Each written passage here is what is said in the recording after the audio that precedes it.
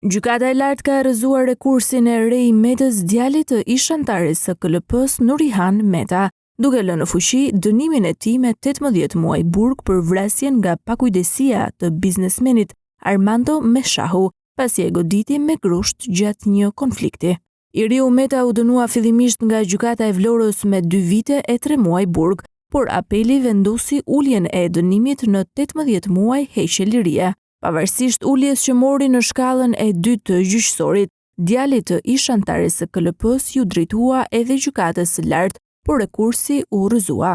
Në këto kushte mbetet në fuqi dënimi i tij me 18 muaj burg.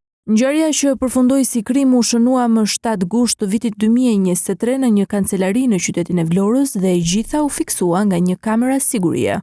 Pamjet treguan se inxhinieri që merrej me ndërtime në Vlorë, Armando Meshahu, pas debatit e goditi i pari me grusht Rei Metën, përpara se ky i fundit të kundërpërgjigjej me një seri goditjesh.